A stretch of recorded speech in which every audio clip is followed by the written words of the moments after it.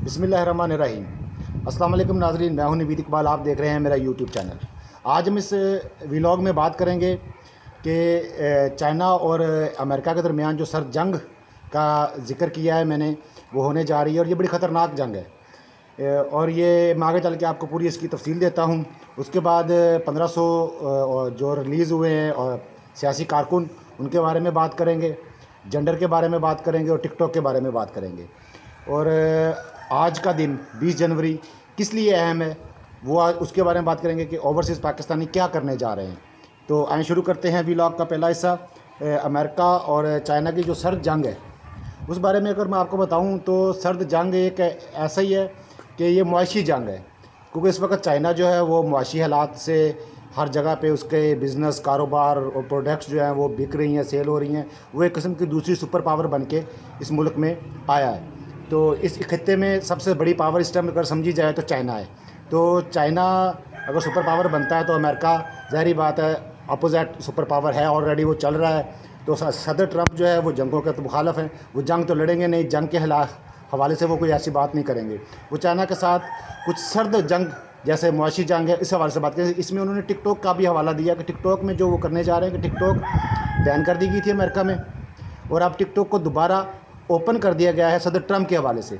ये उनकी एक प्लान का हिस्सा है, ठीक है। सर्द जंग में आप हरीफ को बंदूक से या तोप से नहीं मारते या डराते नहीं हैं, आप उसको उसकी जहन से और दिमाग से कंट्रोल करते हैं, उसकी जहनीत को चेंज करते हैं, उसके दिमाग को, उसके माइंड को चेंज करते हैं।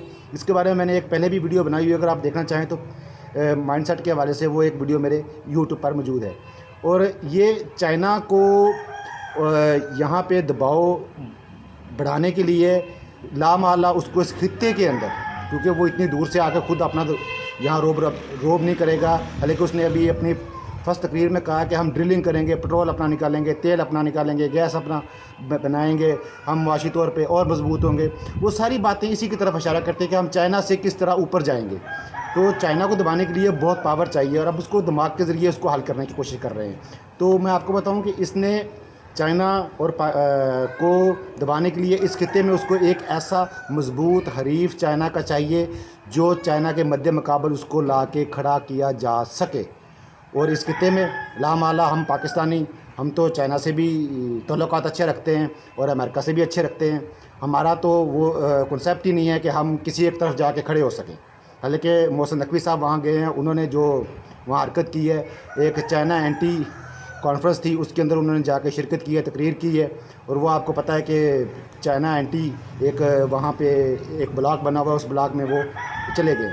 लेकिन ये जाहिर नहीं करता कि पाकिस्तान चला गया है। ठीक है, एक शख्स जाके मिला, उसे इन्विटेशन मिला होगा, वो गया, उसने अपनी बात की, वहाँ डोनाल्ड ट्रंप की उसने तारीफ़ भी की और कुछ दीगर मामलात पर भी बात की। तो मैं ज़्यादा मौजू पे उस पर नहीं जाऊँगा, चाइना के ऊपर रहूँगा कि यहाँ पे जिस इस खित्ते में अगर चाइना के हरीफ के तौर पे अगर किसी कंट्री को देखा जा रहा है तो वो है इंडिया।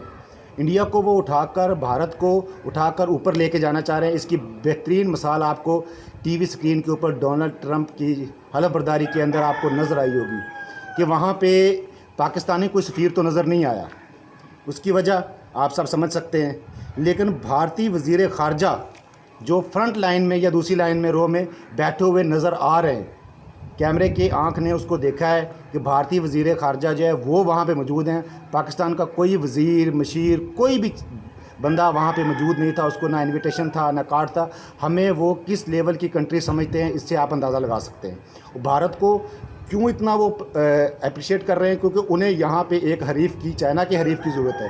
वो चाइना के हरीफ के तौर पे भारत को उसकी मुआशी हालात से, उसकी बाकी हालात से उसको ऊपर लेके जाना चाहते हैं। ज़ाहिर बात है, अगर यहाँ भारत को अगर अमेरिका सपोर्ट करेगा, खुल के करेगा, तो वो ऊपर जाएगा।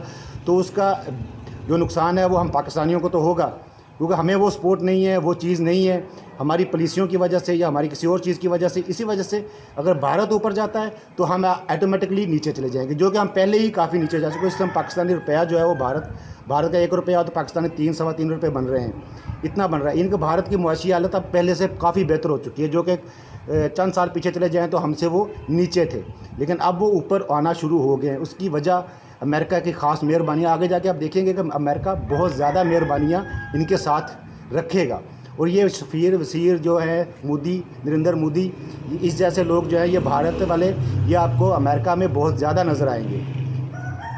दूसरे मौजू पे बात करते हैं तो 1500 जो सज़ाएँ थी वो डोनाल्ड ट्रंप ने आते ही उसको ख़त्म कर दिया, और जो उसके सियासी कैदी थे जो उसके साथ खड़े हुए थे, जो हमला हुआ था वाइट हाउस की तरफ या किसी वो बिल्डिंग की तरफ उनके यहाँ, तो उसको जो कैद किया हुआ था इतने अरसे थे, उसने आते ही पहले ही ऑर्डर में उन सबको रिहाई दे दी। हो सकता है इमरान खान जैसे पाकिस्तान में लोगों को कैद किया हुआ है, अगर किसी टाइम वो निकल के वज़ीर-ए-आज़म की सीट पे आते हैं तो आते वो भी एक ऐसा इक़दाम कर सकते हैं।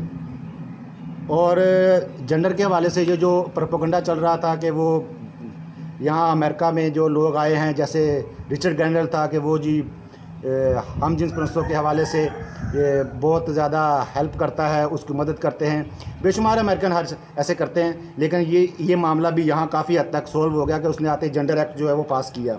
उसके बाद टिकटॉक वाला मामला आपको मैंने बता दिया।